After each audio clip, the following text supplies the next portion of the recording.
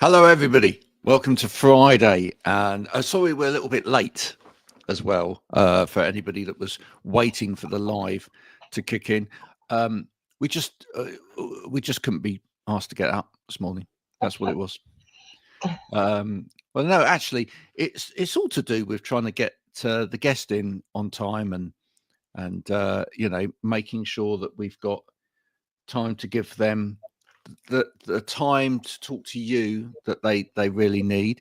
And also, Marianne is going to go to the gym in a bit as well, aren't you? I'm ready. I'm ready in my leggings. Ready and waiting for it. What are you doing in the gym this morning? Pilates today. I've been for my walk this morning. I was going to go for Nice. a run, but I don't know if weather or something's making me feel a bit strange. But running is actually officially bad for you. I fell when I was running. No. I fell onto gravel while I flew with the dog. Well, it wasn't her fault. Tripped on the gravel, flew, landed on my hand, hit my hip, gashed my knee and my ankle as well.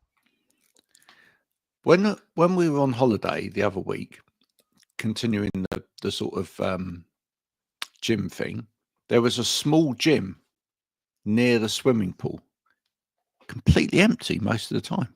Wow. Completely empty, right? So we decided to use it, which was quite interesting. I haven't been to a gym for ever, and quite enjoyed it. So I do like going, and I've sort of, like Vanessa was on the other week when she was talking about menopause and what we should be doing. And there's so much out there on what we should do and what we shouldn't do. And what's interesting is my post that went a bit crazy about, what was it, if humans lost the ability to lie, which industries would crumble? It's been really interesting. we should definitely cover on that. By the way, we've got a new feature on here. Don't know whether you've spotted it, but look, if you have a look, for those that are visually impaired or listening to this or whatever, I'll explain as they come up. But there's now a little box that appears automatically at the bottom of the screen, and if you're listening to us live and you want to put a comment in, it will appear automatically. Look at the bottom. So there you go. Oh, I hope you're okay, Butte. I know who that is. I know who it is as well. I know who that is, even though their name hasn't come up. That's Deb's, that is. So yeah, I thought that was a really interesting. Well, I didn't expect it to go quite as crazy as it did, but actually, it did sort of. Somebody said, "Oh, it appears that nobody tells the truth," and I said, "Well, I do." But it did show though how much skepticism. That's a big word, isn't it, for Friday morning? It showed what skepticism there is out there, and you know what? I'm going to say that even from. So I put a post out about menopause, and I do like to support other people, whether it's men, women, particularly women. And I know with Vanessa, she's gone back to work, and she's also, doing something very courageous in that she's talking about something that people generally don't want to hear about because it's not happening to us. I had a consultation with Vanessa on Sunday. She did a consultation. I was at Heathrow Airport, actually. So when people think they can't juggle things, I was sat in the car whilst they were plane spotting. And so, yeah, on a serious note, she did the consultation, and it was a real eye opener for me, a real eye opener, because the whole of what women are told or not told is, well, they're not told a lot. I found out a lot about what should have happened to me when I was 18, when I lost an ovary, and I should have had treatment. I didn't. I should have had counselling, and I didn't. I had a hysterectomy 5 years ago. I didn't have any support then, or anything, and I did do a post about it because I think it's really important.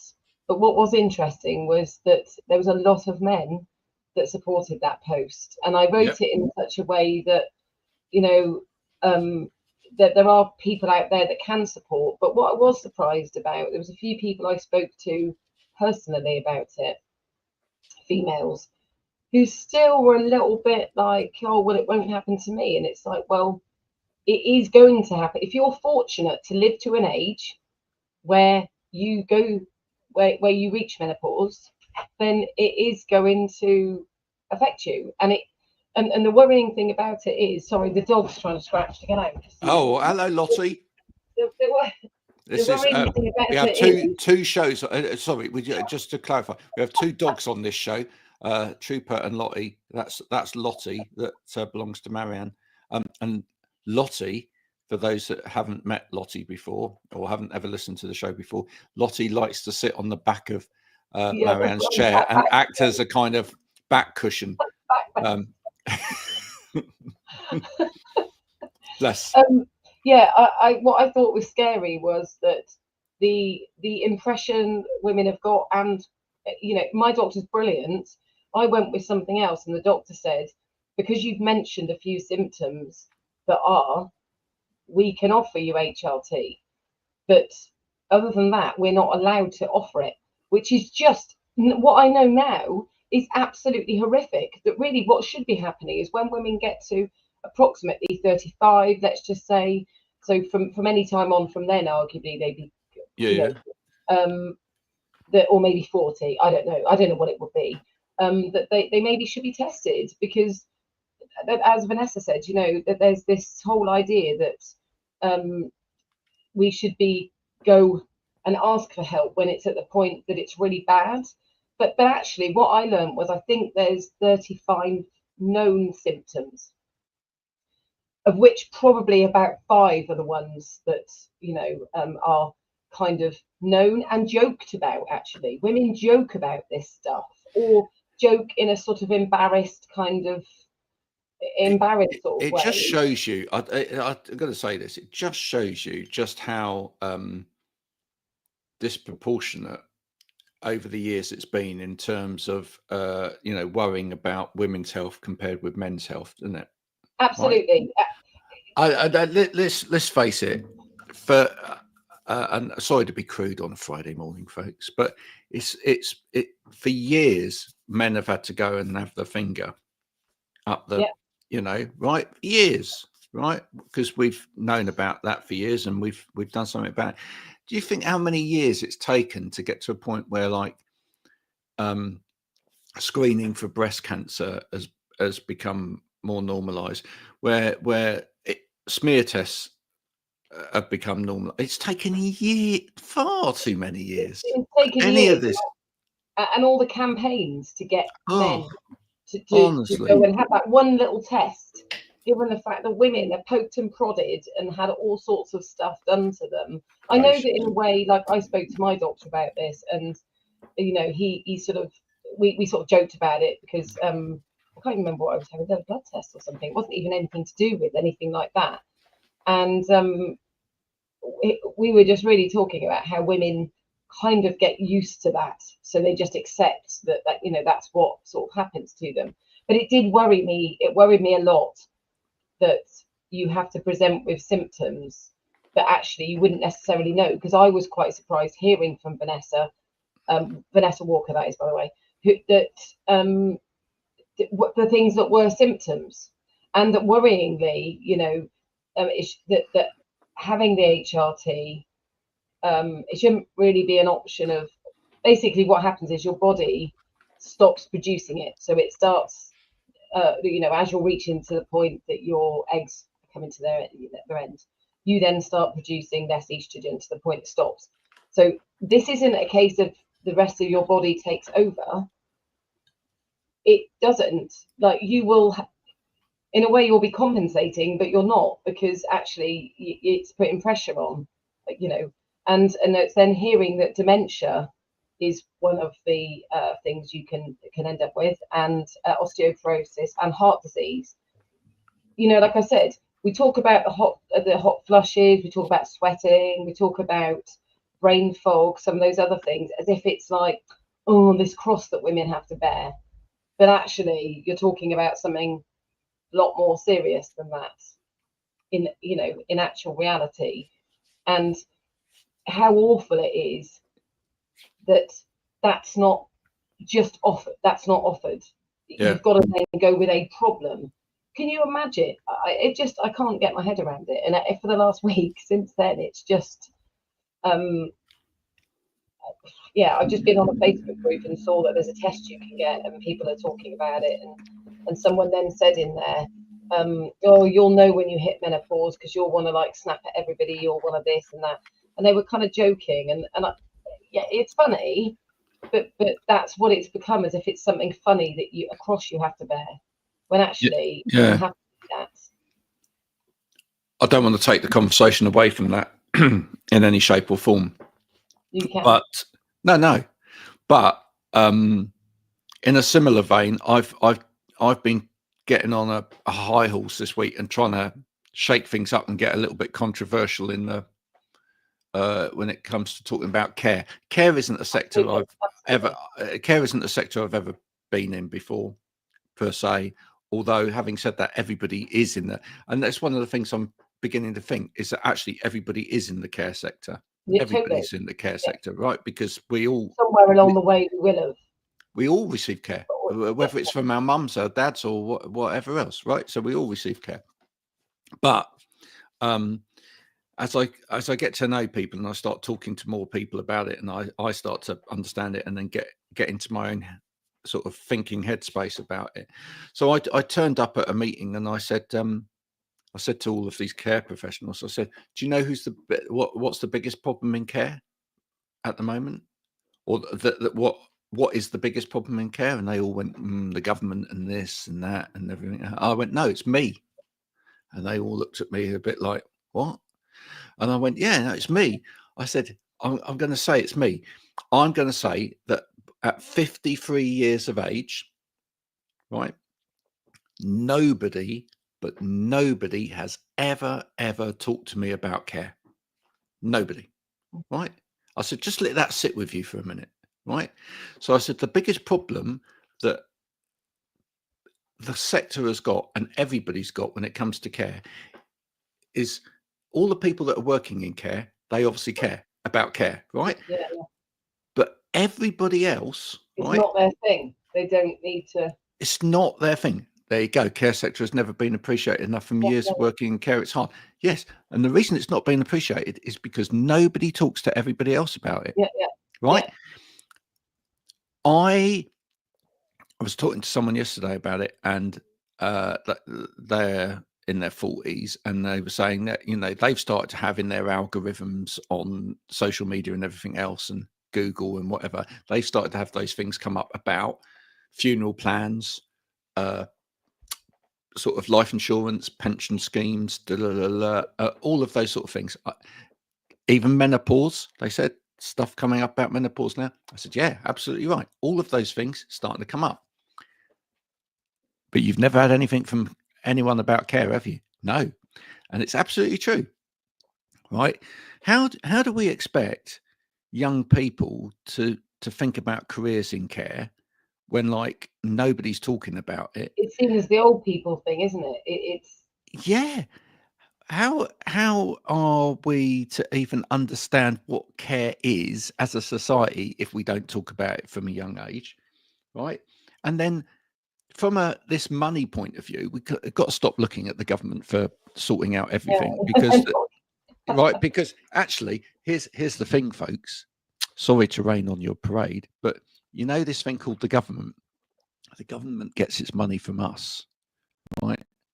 So there's only a finite amount of money there available, and here's the other thing as well. If the government wants to get more money to put into something, it has to come from you anyway.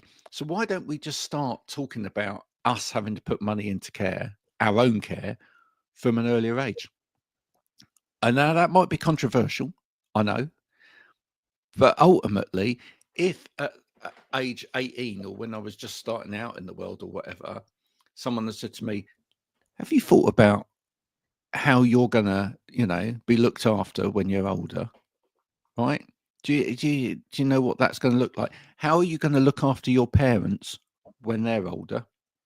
Thank you. Spot on. Absolutely. If someone had come to me and started thinking about that, and then I was speaking to a guy yesterday that's in insurance in the care sector. I said, I bet you could come up with an insurance plan, couldn't you, for people at an early age, which then insure. But he said, yeah, we could. I said, well, there you go then. Pensions. We do it for pensions. Exactly. Well, why just not build this stuff in? And then businesses, right? Businesses. Here's a. Do you know what? Steal this if you're out there as a business. Just steal this and use this as an idea, right? If people want better retention of staff, right, offer them care plans for when they're not working for you anymore. Just do it, right? Say, look, the one thing you do not want to be worried about while you're working for me is how you're going to be cared for later on in life, and what happens if one member of your family suddenly needs care because they fall ill or something happens to them, or what happens when your parents get older and then you're thinking, oh, I've got to do like 700 hours a week working for us, but how do I look after mum and dad at the same time? Don't worry about it. We'll look after your mum and dad. We'll pay some money into a care scheme for that. Oh, amazing. This is the thing, right? We've got to start with this whole thing about work-life integration, right? Because it's not about work-life balance anymore. It's about work-life integration. With this whole thing about trying to support people in their life as much as their work, and actually trying to help them be great employees by helping them be great people, right? It's really very simple. You have to be concerned about every single aspect of their life. That's, well, I say it's simple. It's really hard, right? Yeah, but in the end, I mean, I think what all this highlights is that with most things, well, not everything, but most things are, we work in a very reactive way now. And until that whole mindset changes, and I sat there the other day and I sort of end up feeling a bit like, ugh, about life, because it appears that, particularly when you look, I'm going to say probably Facebook and other social media as well, but I don't go on them as much. Looking on LinkedIn, so many people are peddling their wares. Whatever it is they do, it's like, buy this, have this, da da da da. This will make you happy. This will do this. This will do that. And actually, when you look at it all, it seems as if there's a whole bunch of people that are trying to sell whatever it is, all needing to be doing far more.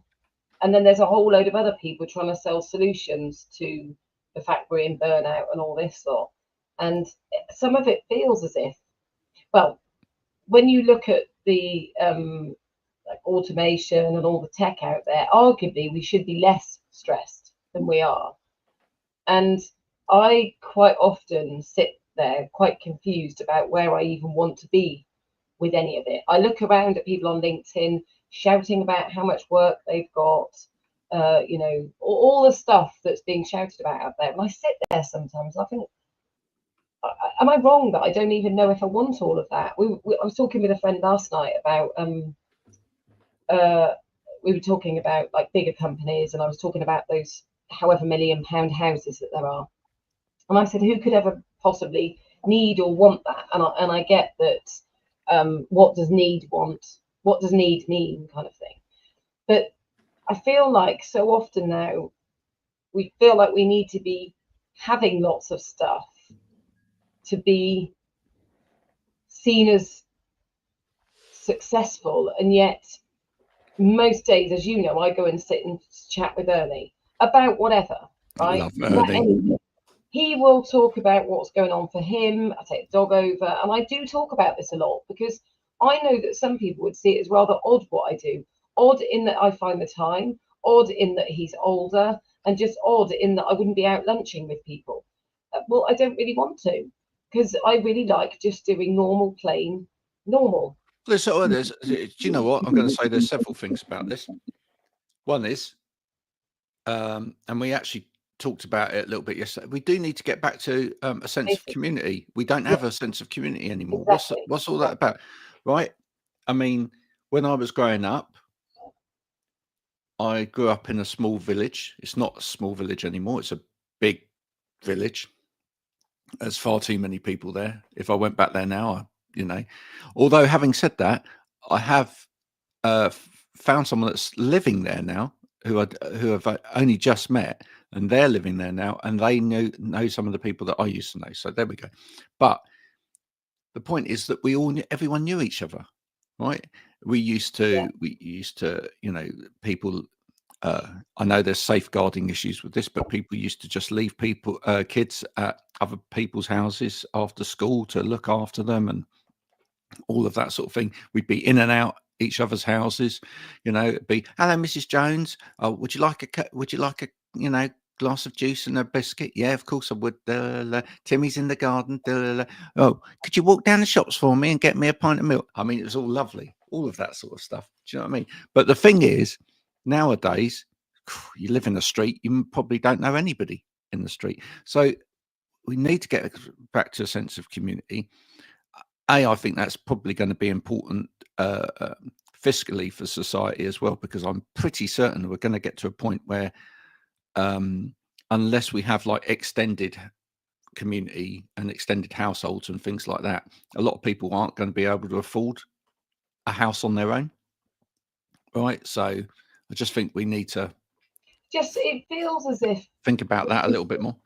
It just feels as if there's this idea that and I do sort of, our generation, it's a bit of an odd one, because like you've got older people like with Ernie, he talks about stuff in a very different way because he's from time when, we end up talking about people not saving now. And I'm like, well, when you see how much rent is and like then you're trying to save for a mortgage, probably a lot of people think there's no point in doing so. You didn't have to pay for university then. It's a whole different world. But I do see quite often though that parents feel like they've got to buy things for their kids if they haven't got the time. Do you know what though? I took my son and his friend to Heathrow Airport to go and plane spot the weekend. They were so happy. They sat on a chair. We looked at planes. I was in the car doing what I was doing. And there's times I've said to them about not doing things or not having the time or the money or whatever. And they're like, we just want to go out and do our own thing anyway. So actually, if you actually ask kids what they want and parents let their kids go out, it's time, isn't it? Guys, they've got a phone. Like I let mine go out. But the issue they've often got is that their parents don't let them go out. So then what you've got is kids who don't go out because nobody's going out. And you think, what on earth is going on here? At some point in time, they're going to go out anyway. So surely you would make. I know that when I was younger, I went up the hill, and I'm pretty sure now that I know that a guy exposed himself to me. I kind of thought maybe something had been going on. When I came home, I sort of then, evidently it wasn't obvious, but I just think actually nowadays kids are far more savvy. They've got phones. They know far more. Potentially, is that not safer than the stuff that goes on when they're sat at a computer? Yeah. No, absolutely. At this point, folks, our guest has arrived. Oh, come in. I say I've been messaging just to there you go. So he's in the background. We're going to bring him in. Michael, thanks for joining us today. Hello, hiya. No, thank you very much for having me on. I do apologise. I was just on supporting someone quickly then, but no, thank you very much for having me on. And sounds like I've joined in a really interesting conversation. No, thanks so much for having me on. My name is Michael Leiber. I'm a director of ND Directed TIC. I'm also the developer and current primary facilitator of the Insight program, which is an ADHD education support program that we've delivered across Cheshire to some success. Really, it's been going down really well. It's been massively supported by Marianne. We are just going through the CPD process, which would not be happening without Marianne's support. So I cannot recommend any small businesses out there who are developing training, qualifications, etc. You definitely need a Marianne on the team. And I'm not just promoting that. I was saying to my partner the other day, this would not have happened without you. I think I was going to say you wouldn't have to blow hot air at me or whatever, because there are times I think I've probably scared you a bit and said things to you that you thought, oh, she'd just go away. No, I think Well, and this is something I said, because if you're going to become hopefully a lot more, well, you're more involved now in a few projects we've got on because of that. And I think it is when you see a passion, almost borderline obsession with a kind of subject, that's what you want. That's what you want from someone. You want someone who just lives and breathes something. If someone's got that integral, intrinsic drive and love for something, then you can't train that into people. No, of course you can't. No. So yeah, I think it's about identifying skills where skills are. I think what I've seen so I came. How do you say your second name again? I've always wanted to ask you. It's Leiber. It's Leiber. So it's it's German. It's a bit of a strange one. I was born in Germany. I've got a German second name, but technically I'm not German. So it's quite an interesting one. Yeah. So I got introduced. Well, you introduced yourself to me, I think, through Matt Gutwell. So Matt, I stumbled across on LinkedIn quite a few years ago. He then came on one of my AET courses. Brilliant trainer anyway. Like a lot of people out there, brilliant trainer, but it's the other bit often that's the how do you build it bit. And typical with neurodivergent people that they've got all the ideas, but often it's sort of trying to execute it kind of thing. So Michael then sort of landed in my inbox for quite some period of time, actually, that was saying he had this course, and then we ended up having a conversation, and then it's been funny though, because I've had to try and get in his head to try and work out what it is he wants to do, which is quite interesting. Somebody with ADHD trying to get in the head of somebody else's head with ADHD and trying to make it in some sort of semblance, which I think we've done quite well now. Yeah, absolutely. No, absolutely. It's it's definitely about identifying where your skill sets are, isn't it? And that sort of being able to organize something as complex as pulling together a program it's very easy to go out and speak and share knowledge, etc., or get your thoughts out there, but being able to quantify it and package it in a way that's needed to train trainers, which, as I said, was a completely new area for me. I've to be able to train others to deliver what we've delivered so far is a lot more complex than just telling people what you've been talking about. And then Always. it's just, you think, oh, I can do this, and then you sit there and look at it. But that, to be honest, the reason why I originally reached out to you, Marianne, was because I believe in putting your stuff to the test. Okay. I was like, right, how can I make this a good train the trainer program? I could put something together and say, okay, this is what you say, guys and girls, this is where you deliver it, these are the slides you follow. But that's not going to be really testing the quality or the integrity of the product, is it? Whereas coming to you, the reason why was because you're like, I'm the qualification snob, and I'm like, right then, if I want anyone to put anything over the coals, that's who I want it to be. See, it works, that doesn't it? Works that. It does. No, absolutely. Because I have crippling imposter syndrome, so I'm always that. So I'm a bit of a masochist, so to speak. So it was more, right, okay, great. Who is the one who's really going to tear this apart? Marianne. Okay, Marianne, will you come have a look at this program? We're doing the same in terms of verifying the information as well. So I've took it to various clinical persons, and I'm asking them, I need you to clinically review this program. And some of them are like, why? Most people aren't doing that. It's like, because I need this to be good. I want you to tear this apart. It's interesting though, Michael, I'm going to say this, right? We've talked, Marianne and I have talked at length about imposter syndrome on this show before now, right? And one of the things we believe is that actually imposter syndrome goes away when you know, right?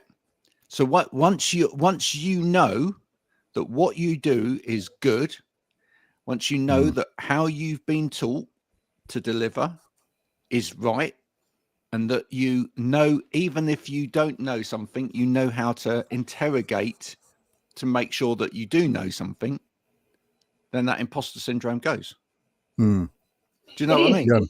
Half the time when you see imposter syndrome, people are banging on about it on LinkedIn or whatever. I've got imposter syndrome for this, that, or the other. Sorry to make light of it. I'm not, but I am.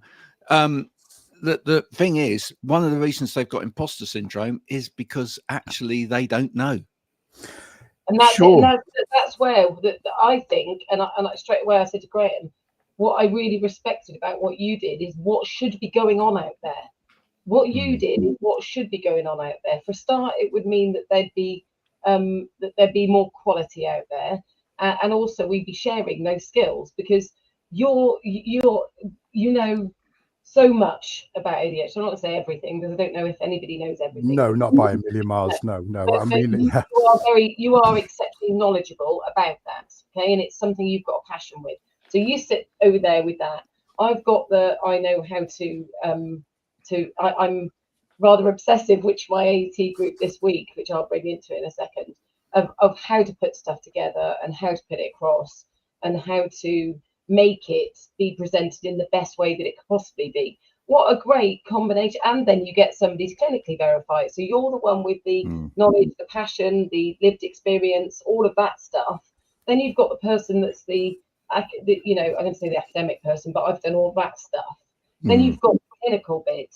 What a wonderful thing to do, to then bring that together so that it's something of great quality, so that then actually, and we've talked about the trainers coming on the AET and stuff, that then actually, as you said, Graham, when it comes to you actually delivering, there isn't any imposter syndrome. This week I've had one of the guys is this click flooring, so flooring person, and two scaffolders, and one's got a cleaning company. And these guys I took completely out of their comfort zone, and bless them, they were on with a social worker who already delivers training. So I have quite a combination of people. What was great was that the social worker said afterwards, she said when they'd gone, she said, it's been really good actually, me hearing it from a different perspective of training to hear. For me, it's been really good to try and it's something I really need to sort of promote out there, is that this is about that culture change, that they work in sectors they can't get tradespeople. That's why if you want scaffolding, you're going to pay through the nose for it, because they cannot get people to do it. So those scaffolders will literally hold all the cards because you can't get anyone. So all of those trades, they're struggling to get people. So I go into other sectors that I'm not being sexist, but many that are quite male dominated. And the attitude you've got is, this is the way we've always done it. There's a lot of banter, if you want to call it banter. But there's also a lot of mental health problems behind the people that are doing what they do.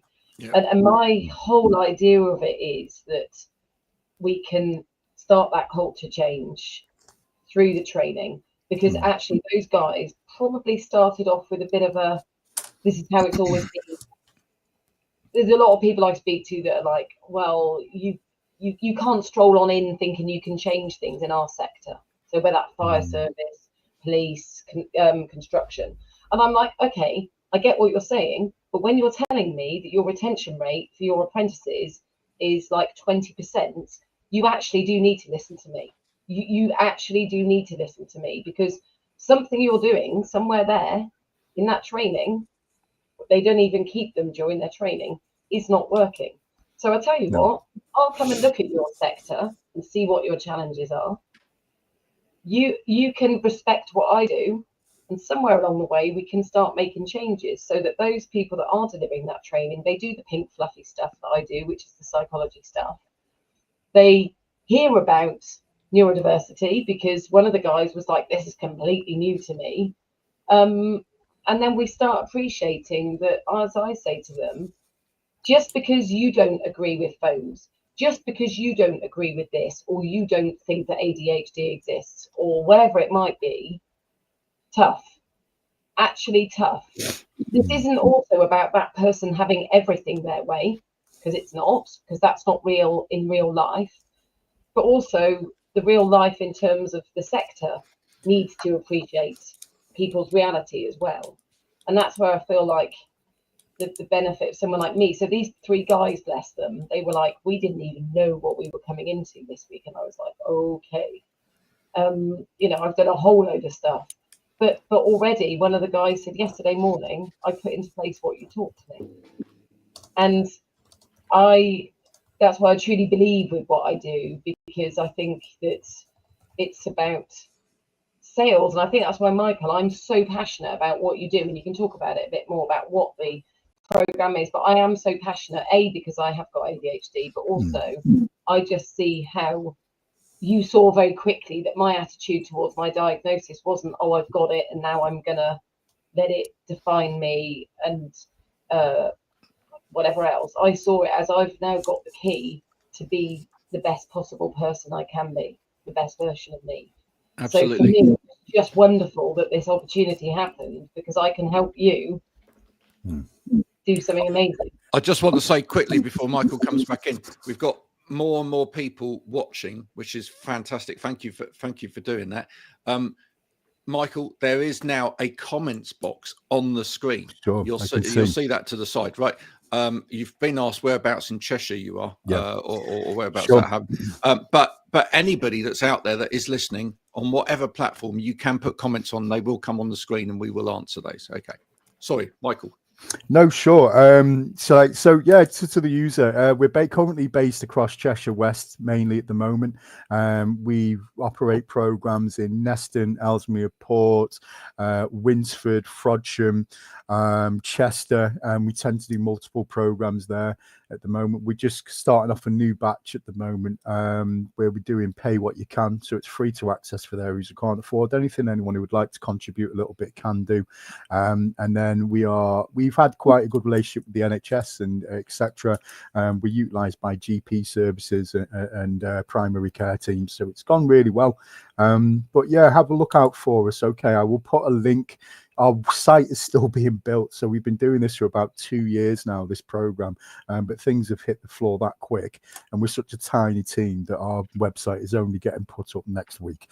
Michael, can you talk about what the program is and why it's so different? I see that it's very different. So much of the stuff out there, so different. Sure. No, yeah, thanks very much for that. So basically, it's a psychoeducation course, but it also combines sort of group support and group coaching at the same time. And from that, we have, rather than just being an information point, basically, we've sort of combined this very holistic experience, and it seems to be going down really well. We cover a lot of basics. We go right back to the basics. What are we talking about when we're talking about ADHD? Not just ADHD. What are we talking about when we're talking about difference in behavior? And we sort of go through it historically, geographically. We discuss essentially how we've ever come to diagnose different behaviors, why we've come up with psychology and psychiatry, which is essentially a human obsession with difference. That's what it is. You know, we spot difference a mile away. Back from the caveman days, you know, I don't know if anyone's ever read The Chimp Paradox. It talks about that quite well, doesn't it? About how social integration is essentially survival. And we've still got those mechanisms within us, and it's so important to human beings as a species that we have biological alarm systems when we're kicked out of social groups, which is why it feels horrible when we get kicked out of a WhatsApp group or we don't get invited to a party, etc. Yeah, that feeling there isn't just, you know, a fluke of nature. It's a survival mechanism. But unfortunately, what's happened is, as we've got smarter and more developed as a species, then we've started to really study and identify this difference, haven't we? And kind of from there, we've ended up in the realms of psychology and psychiatry, which is being able to identify and label differences in behaviors. Initially, just on the surface level, that's what psychology and psychiatry was for a long time. Now, thanks to new technology, which has been fantastic for understanding of neurodivergent conditions, such as ADHD and autism, etc., now we can actually see there are functional, structural differences within us. You know, even genetics, etc., are a massive part of the conversation right now, with some really interesting developments, etc. ADHD can range from anywhere to 60 to 80% heritability. It's more complicated than just thinking, right, okay, 80% of our ADHD comes from our parents, etc. But in terms of, you know, really giving validity to our to ADHD as a condition, it's been a massive step forward, really. So yeah, we sort of discuss that. We go right back to the basics. We teach very basic neuroscience. We just sort of show how we do function slightly differently. And then we sort of move on to more practical things. So it's quite a nice process. It's a staggered process, and it's been quite effective. We supported over 100 people in the local area at the moment. As I said before, we're utilised by sort of local NHS teams, GPs, and yeah, things are going well. So what I love about it was when I was telling Graham about it, when I'd been doing the what do you want to call it, review of it, I suppose, when I'd done all the lesson plans for it. So basically what I'd done was worked on I had to get into Michael's head.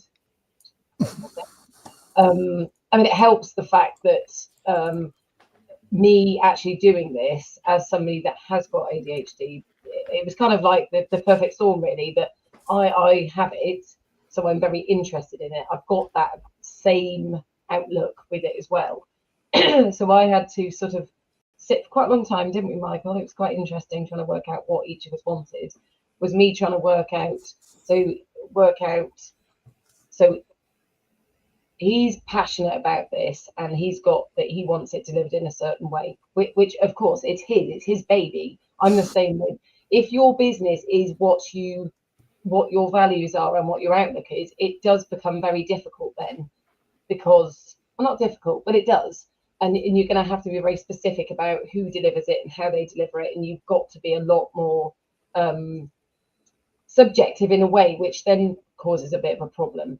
So we had to look at what the course was, but then me saying to him, what do you want them to actually know? What do you want your trainers to know, so that you can so that they're actually delivering the right thing?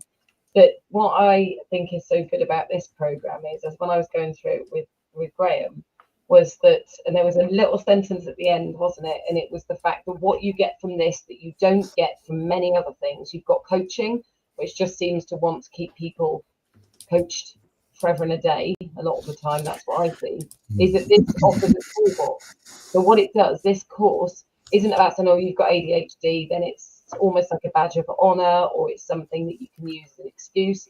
You're basically saying, you're helping. For me, I probably have got a psychology degree, so I kind of maybe had a different understanding. When I knew what it was and I knew why, I then started thinking, I don't think I've got these symptoms as much. But it wasn't. It was because I was managing it, because I understood. So with this toolbox you've got, you're actually giving people these tools to be able to do life better. Yeah, no, absolutely. There is. We do. It's an 8-week program, and it's rightly said. We don't. We come it from a perspective. Now we got to remember as well. We work with whole sort of local communities. Who will be referred to people from all walks of life, builders, and I think it's really important what you said there, is that neurodiversity doesn't always have to be a badge, and that's really important. And I don't criticize anyone who does use it as a strong part of their identity. That's fantastic. I wish you all the best. However, we've had people who are driving from towns 40 minutes away to other towns to come to sessions, and they're doing that because they don't want anyone to see them at an ADHD support group, because they come from the building trade, or they are, for want of a better analogy, a traditional bloke. Okay. And we've got to be really mindful that there is a huge swathe of the population out there who will be struggling with ADHD symptoms, but they feel they are almost forced to become part of a identity or even a community that they might not necessarily want to be part of. They just want to understand why they're doing things. Why are they becoming emotionally dysregulated more than others? Why are they making these mistakes consistently? And it doesn't matter how much they beat themselves up or other people beat them up, verbally, of course. Why are they not getting better at these tasks or skills? And that's what we do. And that's why we bring it very much, like I like to say, middle of the ground. And it's been effective. And it's shown to work, as we've had but I think one of the most poignant responses for me was again a guy who'd been on, struggled with anger, you know, anger we didn't understand, unnecessary anger, he referred to it as, these emotional responses that didn't quite match the situation.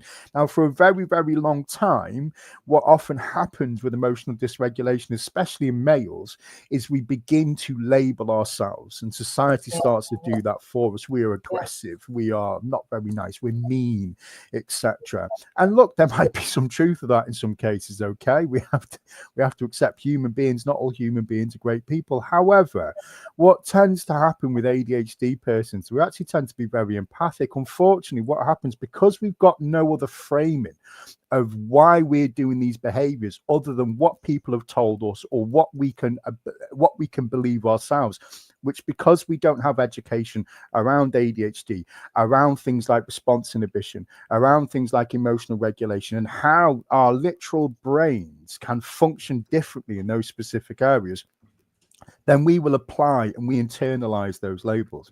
And just having someone to sit down and say, well, you might not actually be a bad guy or an angry person. Okay, this is what might be happening within yourself, within your brain, etc. Or this is how you might be experiencing stimuli stronger than other people. And what that does is that gives a gap.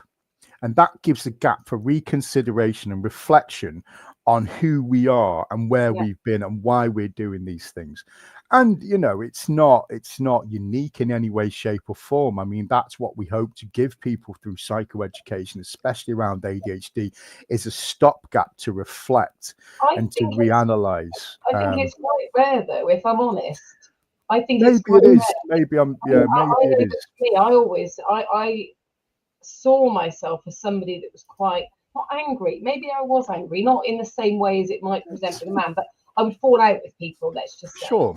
I'd fall out with women if I was in like a group of women situation, if I didn't agree with them. There was lots of situations that I just felt like I was a lot of the time very angry, like really like this. And do you know what? Because I knew what was going on, I made lots of changes. I didn't put myself around people that made me, that I felt like I had to behave in a certain way. That helped. I didn't put myself around people that I didn't really like, so I stopped people pleasing. That massively helped, because what was happening was I was literally like this thing that was about to erupt all the time. And now it takes quite a lot for me to feel massively annoyed by things, because I know what's going on in my head. And actually, because of that, I'm a lot happier and I present to the world as a much nicer person. I was still the same person, but I was literally like this thing that was about to erupt most of the time. Sure.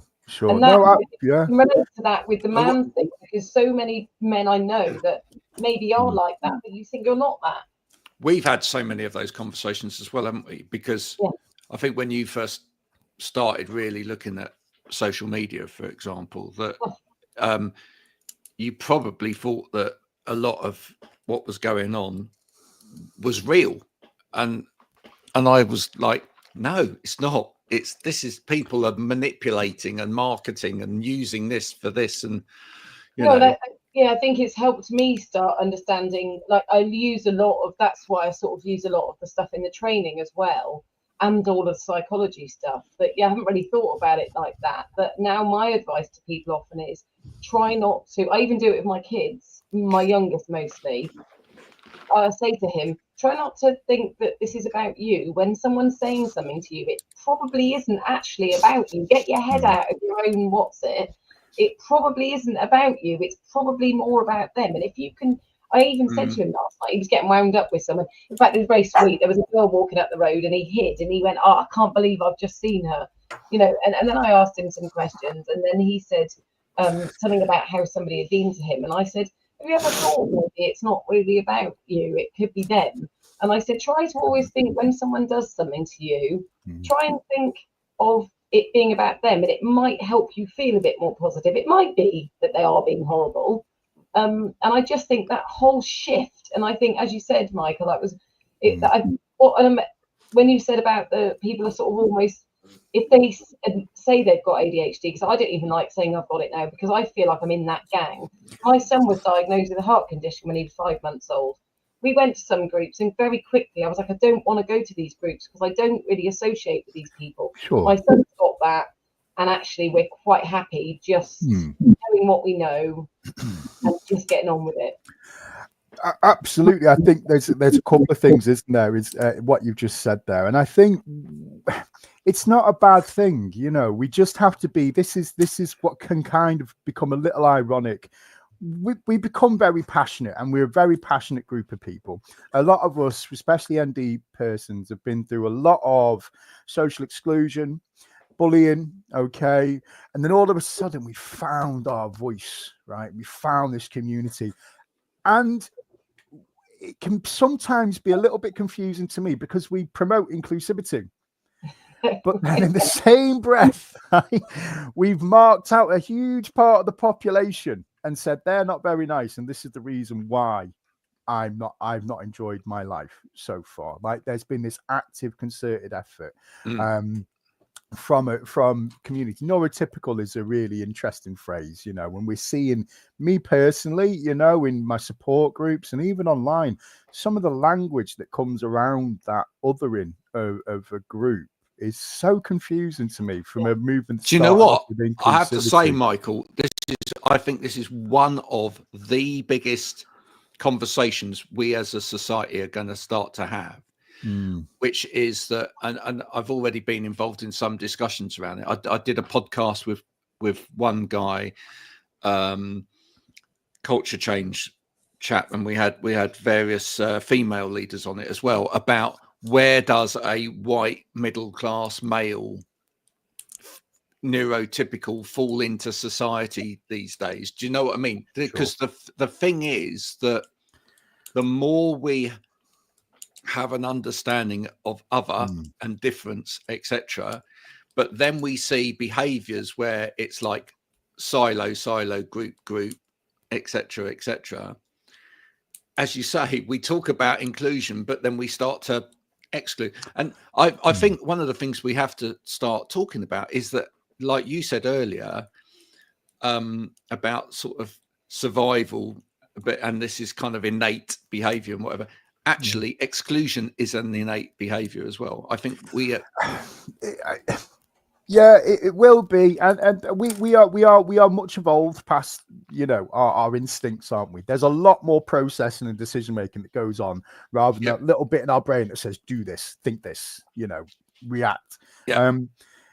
But you're right, at the heart of it, sadly, there will always be that part, that biological, that very intrinsic part of us that will treat difference with kind of hesitance, and that's a shame. And that's why we have such conversations around inclusion, etc. We've done so much education, but at the same time, yes, you know, exactly as you said, we're an inclusive space, but we have to be inclusive and accepting of everyone. Just because you've got an ADHD diagnosis doesn't mean that you are going to align with other people's thoughts on gender, for example, or parenting, okay, or global issues, you know. And, you know, if you thought of someone who was neurodivergent, I'm left wing, you know, I won't say, I won't go into politics, that's for sure, at the moment, because everything's a bit crazy at the moment, isn't it? But I'm left-leaning, absolutely, you know, I'm pro-immigration, etc. However, what happens to an individual who doesn't align with those values? Because I feel that the ND space also comes with a prerequisite of certain beliefs and cultural stances. And sadly, that's not going to be the case. So what happens with those individuals there? I think that's one point. But also as well, Graham, as you quite rightly said, it's not even just about, you know, middle-aged men, for one. What about younger people who are from a background where that vulnerability can be exploited by their peers? Okay, so say the lads in jail, for one. You know, we know that ADHD prevalence in juvenile, based on Susan Young, and I would highly recommend if you want to understand ADHD prevalence in custody or in criminal justice system, go to Susan Young is the place to go. There are a lot of quite random numbers out there that aren't actually based on a lot of facts, but Susan Young is a solid source. Now, her studies showed that we had 50% prevalence or suspected prevalence of ADHD in juveniles. Okay, 50%, 30% in young offenders.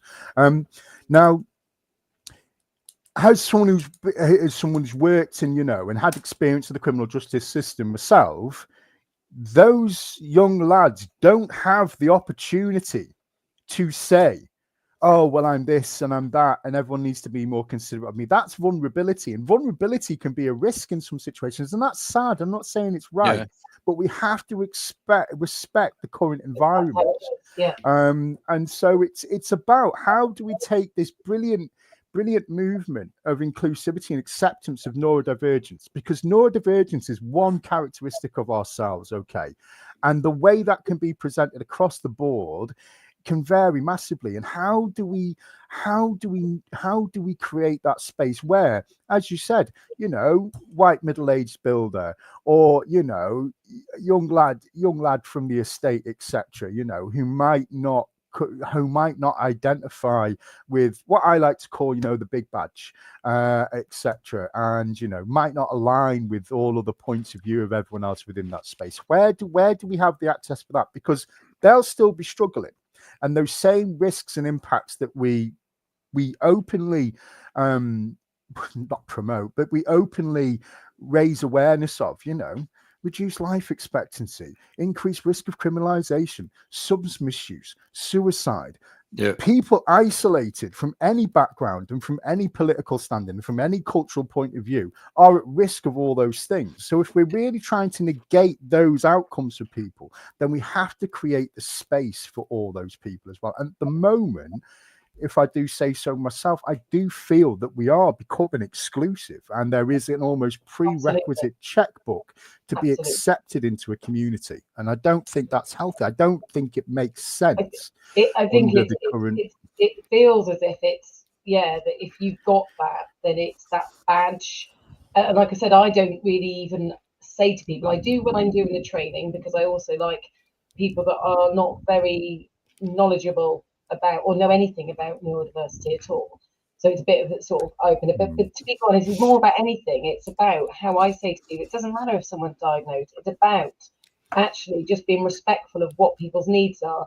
And I think what I love about this education program is that by education, teachers, doctors, anybody who may be working with those people, if they understand it, they then will be educating by proxy as well. I think anybody that's educated, if we've got the why behind anything, we're more likely to understand, aren't we? It just, you know. I think the big problem here is that, you know, what we've seen, and we see it with all sorts of things, is that people will take a ND badge and they will use it as a marketing tool, right? Absolutely. And then what happens is it just kind of degrades the whole area, really. What people should be using any of this for is to improve communication. What we ultimately, you know, my fascination is with human communication. That's the thing that drives me, and ultimately all of these things, that's what they fit into. If we understand more about how we communicate, right, and that's communicate to ourselves and communicate outwardly and whatever as well. And then we understand a little bit more about how other people communicate, think, absorb, assimilate, whatever. Then we can come closer together, right? And we can start to understand. We never. And here's the rub for any of you people out there that think we can go on a course and then that's the end of it. This is a lifelong thing now, right? And it's difficult. This isn't easy. It's difficult, right? Dealing with people is always going to be difficult, right? Yeah. And the more, actually, the more we know, in some ways, it gets more difficult. But do you know what? Unless you're on that path of understanding, you're nowhere. That's ultimately it. Sure. One of the mantras, one things I say at the beginning of each course, and we sort of come back to it. And it's not in any critical way. It's not in any way to point fingers or make anyone feel bad. But we have to remind people there is no combination of words I or anyone else could say to you. There is no app that you could download, okay, and there is no magic pill, right? Even though medication is often touted as being this fixable, you will always have to put things in place, okay? There is nothing that is going to make everything automatically start happening. And I'm not critical of the community of that. I'm actually critical of the way the information is presented, because we are luring people into this false sense of belief that if they pay for this coach's services, that if we go on the waiting list and get this medication, that if I download and subscribe to this 50th app, that everything's going to work. And that is, again, that is not a criticism of the community. Yeah, all you have to do is buy a notebook, isn't it? There we are. And it's yeah, and this is it's really a shame. And this is why ADHD is a challenge, because it is like walking through mud, right? You're walking through mud. Everything you've got, if you're not activated, if you're not stimulated, if you're not engaged in that task, which for most of us is quite a lot of life, because life is mundane and that is not our strong point, okay? Then it's like you've got to drag yourself through it. And I think it's really important about how we discuss the limitations of ADHD, because it psychologically, I see some individuals who come to the courses or come and work to me one-to-one, and because of the oversimplified nature of the information they've been given, there's a thing called learned helplessness, isn't there? And I don't like that. I don't think it's quite right for this. I'm looking for something a little less accusatory of that, because a little less on the individual. Like a self-fulfilling prophecy. Kind of, yeah. That's how I have to see it. That people, they do hear it. This is what I therefore must be, because I've been told that that's what I must be. And therefore, then you get the old, that's what all ADHD people are like. And I'm like, well, that's not actually true. And again, that's not a criticism of the individuals. Right? That's not a criticism of the community or ADHD persons at all. It's a kind of criticism of the way that we're dispelling information about this. And we, on one hand, we're trying to raise awareness, but we're chucking out terrifying statistics about ADHD. The amount of parents, I work with parents, the first thing I say, and my child's got an ADHD diagnosis, they likely won't end up on drugs, and they most likely won't go to jail. Okay, a lot of other things have to happen in that child's life for that to be an outcome. Absolutely. Okay, and we've got this almost fate-based diagnostic, this fate-based information out there at the moment. It's great for raising awareness and raising the profile of ADHD. What's it doing for the actual people on the ground who are living with the condition? And I think we need to find the balance of, responsible information, actionable information, because as Marianne quite rightly said, if you tell people they can't enough and you tell people they're sick enough, we will start to believe and feel that way. And I think it's, we need to be that way. Well, we're running out of time, but I just want to kind of bring this full circle to kind of where we started. I think that's one of the reasons why it's so important to have someone do a course like this that is so well put together and so well researched and so well, when it comes to the training of it has been looked at so professionally. Right, because we live in a world now where there's so much information out there, right? Yeah, and people are just wading through the Google sea, right? Sorry, other search engines are available, but that the trouble is, this is the whole thing. Even when last time I went to see the doctor, right, they Googled what it could be wrong with me. Sure, right. Yeah. But this is the problem. We do need to have experts, right? And we do need to have people that have brought information together assimilated that information, tested that information, tested the teaching of that information as well. How do people receive this information? How do different people receive this information, and do it properly, right?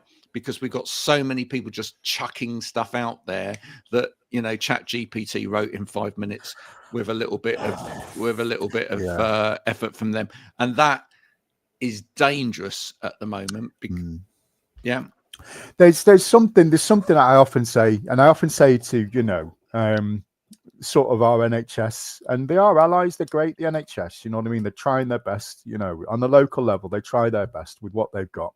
I'm sure some people would disagree with me on that, and that's fine. Okay, maybe we've got a very nice NHS where I am, but essentially, we sort of come from that. And that's my working memory, Graham. Can you just remind me what you just said then, mate? I do apologise. Well, just saying that we've got all this information out there, and that, you know, that was it. Yeah, that was it. Yeah. So essentially, and I say this, and they're like, "Well, we've got this online resource," and I keep saying to people, we've had Google for 30 years, right?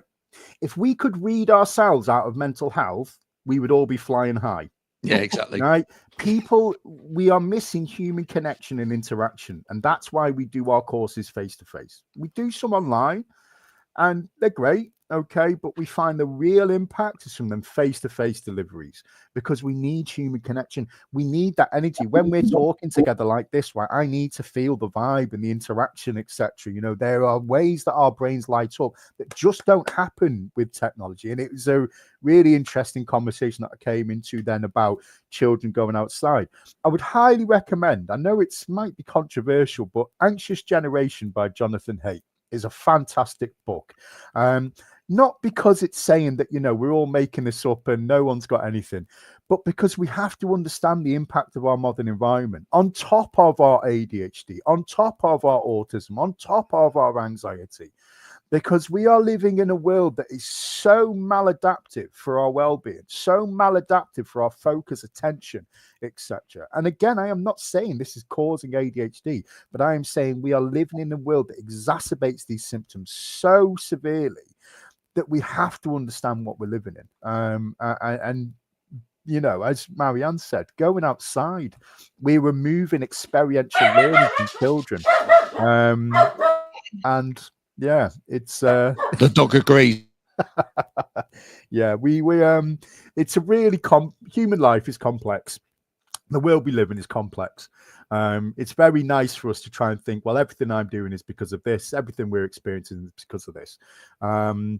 But yeah, it's just about education and doing what you can do, I suppose. But anyway, there we go.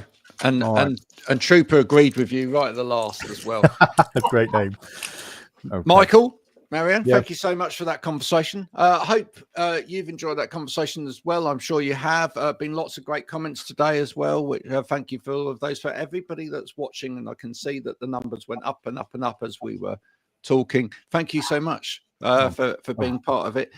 Even if you did watch and you didn't comment because you just like to lurk there in the background, that's fine. That's fine. That's entirely up to you. But if afterwards you'd like to get in touch and ask a question, please do connect with Michael or Marianne or myself on LinkedIn. Ask away. You know, that's how we get to know each other. Absolutely. Drop me a message or something on LinkedIn if you want to chat, and I can keep you updated about sort of community provisions we've got on, etc. Okay, because we're going to have another few groups where we have got a bit of a waiting list, but we're training at the moment to increase our capacity. And as I said, you know, things are moving in a good way, so hopefully we should have a lot more of it out in the area. But thank you very much for inviting me on. Apologies, it's a little bit ad hoc, but I think we did okay. Ad hoc's what we're all about. Sure thing. But again, no, brilliant job you two are both doing. And again, for those little business owners, as I know we're all very entrepreneurial with ADHD, you need someone to help you put your ideas in a box and get them formatted properly, get them ready to go. Marianne's your one. She really is. She's saved my life, let's say, in terms of business wise. So yeah, it's been really good. Okay. Right, I'll see you later.